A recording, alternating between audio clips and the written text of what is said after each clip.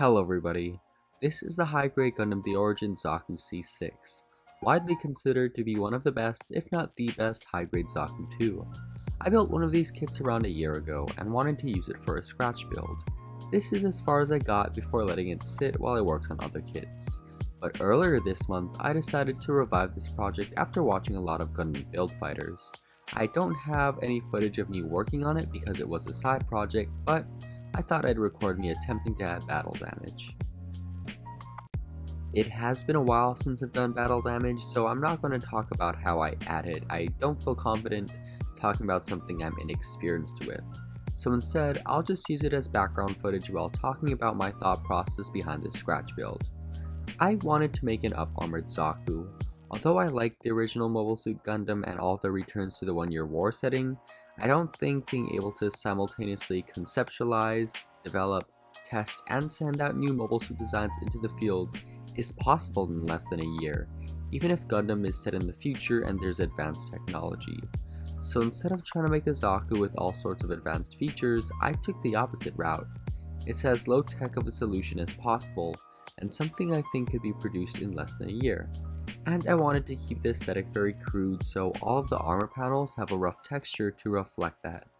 I only armored parts I thought were most important and which covered hubs of movement, if that makes sense. Parts like the chest, which house the arm joints, and the crotch, which house the leg joints. I extended the skirt armor a little and put long plates of armor on the front skirt in an attempt to cover the gaps in the skirt armor while the Zaku bends its legs.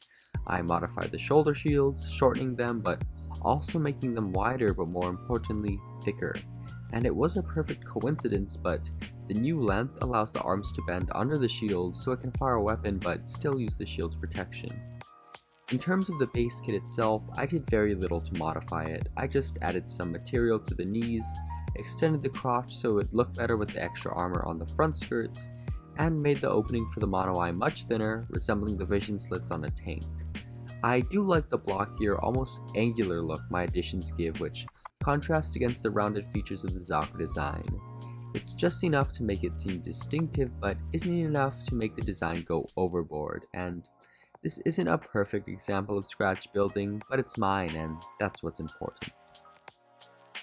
I primed and gave the model a coat of Tamiya TS42 light gunmetal. This coat dried a lot smoother and shinier than how it usually goes on, which is weird because I use a standard gray surfacer instead of the black finishing surfacer. I start off painting the joints and all the areas I want dark gray. I've tended not to paint joints in the past, leaving them metallic, but there's going to be a nice contrast when those areas get chipped up. Now the shinier TS42 made this base coat a little hard to brush on smoothly and evenly. I'm starting to do smoother coats and letting any patchiness happen coincidentally. Not because I don't like patchiness, but because I'm starting to think more about how each step relates to one another, especially for the superfine chipping effects. Patchiness and chipping will definitely compete with each other, and I like chipping more than patchiness, especially with how fine I can get it, but I do end up with patchiness just because the base coat was a bit problematic.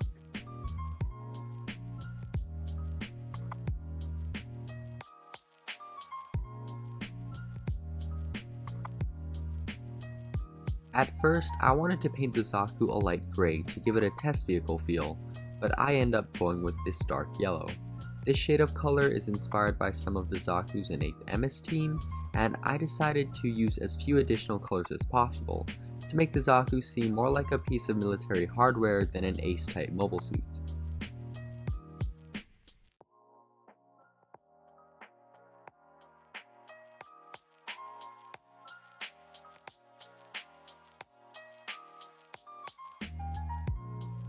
The paint is dry and I'm applying decals.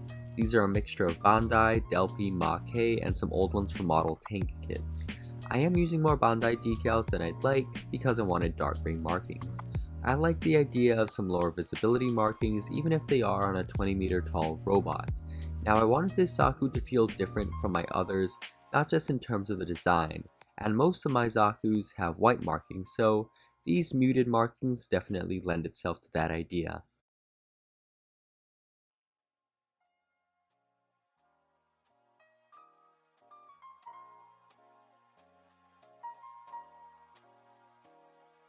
After letting the decals dry for around an hour, I start chipping. I used to chip my paint, spray a coat of semi-gloss, then apply decals and chip those after, but waiting until the decals dry before chipping everything lets me get a more natural transition, where I don't need to worry about matching the decal chipping to what's underneath. For physical chipping, I usually use 3 tools: a sanding sponge, metal tweezers, and my hobby knife, but I found this thing and I wanted to see how it would work. I don't know exactly what it's called, but I think it's used for sculpting clay. I wanted to see how this would work as it could potentially replace the metal tweezers. So I used it to scratch the paint and sort of stab the paint in an attempt to create general chips. But I do end up going back and using the metal tweezers instead. While the metal skewer worked well to create scratch effects, it was much too rigid.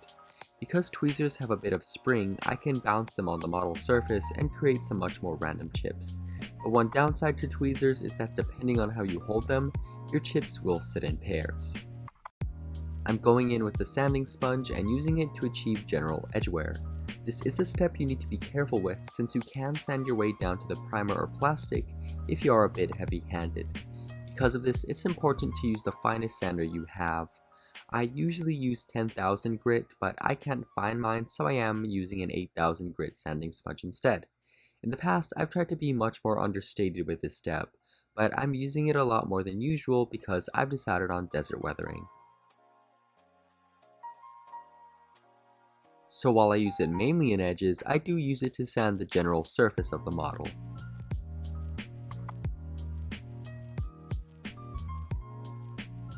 I'm using my hobby knife for the finest scratches, but I also use it to chip up the decals, making sure to use a fresh, sharp blade.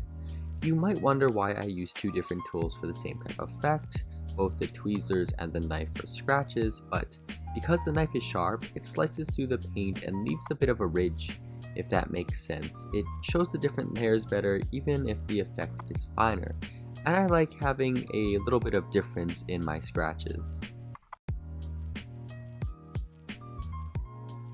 These Origin Zakus have some nice panel lines molded, so I want to emphasize those and show chipped paint from the panels being handled. For this, I just use my knife and sort of trace the panel lines and add some chipped areas on those edges.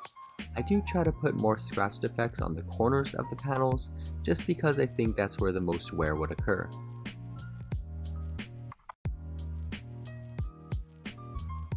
But not all the panel lines get the same treatment. I do try to introduce a small amount of variation in my chipping.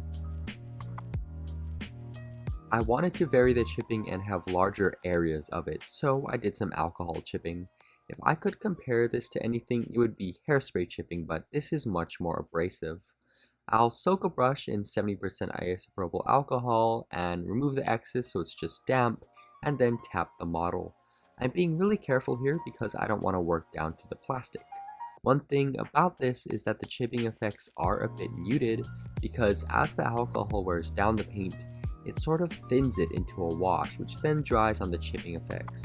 And if I do this in the future, I may go in with water just to wash off the excess paint before it dries.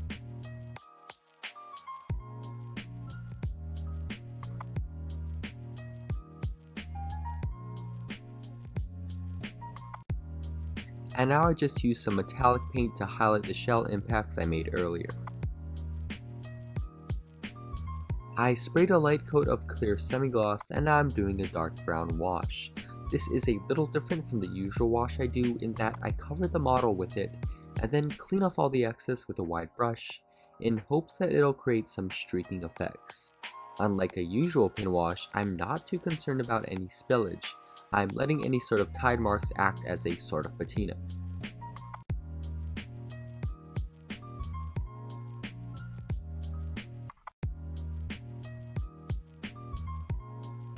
As usual, I'm using the wash straight out of the bottle, trying not to mess with the consistency.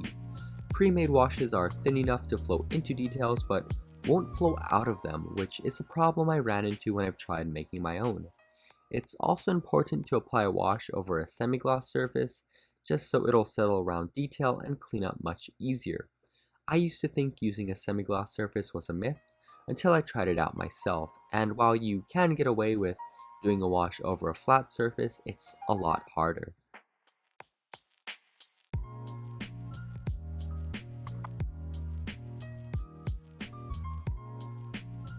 I wanted to paint some recognition stripes over the front armor panels, and when those are dry I chip them up.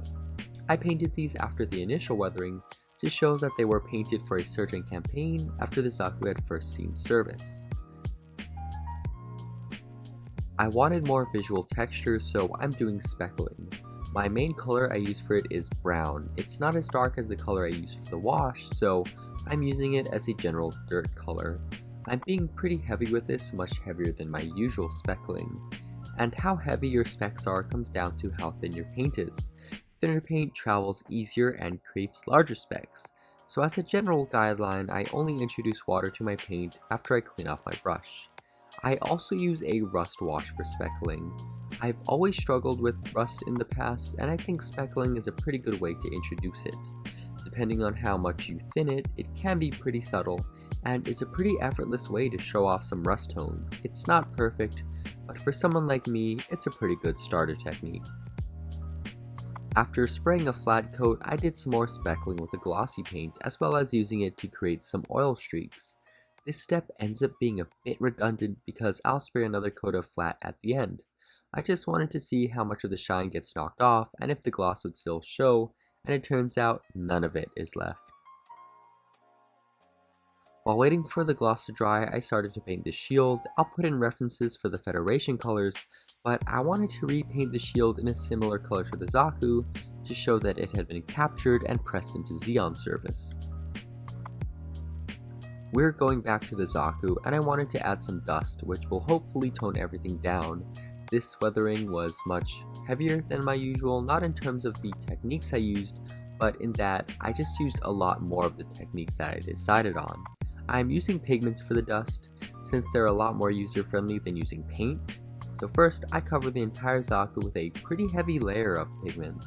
My main goal is to cover everything, and I'm using a pretty soft brush for this. I chose to use a light gray pigment over a desert yellow because the Zaku is already a yellow color, and I actually want the dust to be seen. After shaking off the excess pigment, I get a moist flat brush and just streak everything down. This gets rid of a lot of the pigment, leaving streaks of it left. And this is why I like using pigments. It's easy and you just need water to remove the excess instead of a specialized thinner which could damage the layers underneath. If you're trying out this technique, you might think that it looks a bit heavy, but I'm going to give the Zaku another flat coat which makes a lot of the pigment invisible. You do want it on the heavier side so it'll actually show up.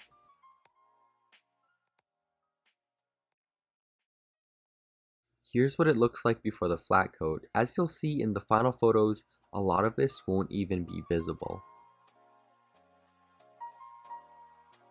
Now I'm just finishing painting the shield. After painting, I do some physical chipping, trying to show off the different colors underneath, and then I'll do a wash in a similar way to the Zaku.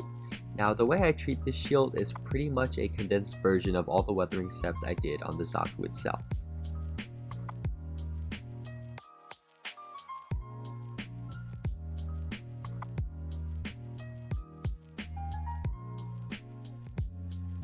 Here it is. Now this is a project I actually thought of throwing out, but I am glad I kept it and revisited it. And it's not perfect, but I like it, which is what matters most. As usual, this isn't a definite video on what you should be doing with your Gunpla, but rather a look into my own process based on my preferences. I want to thank you all for watching, and I'll be seeing you in the next video, whenever that is.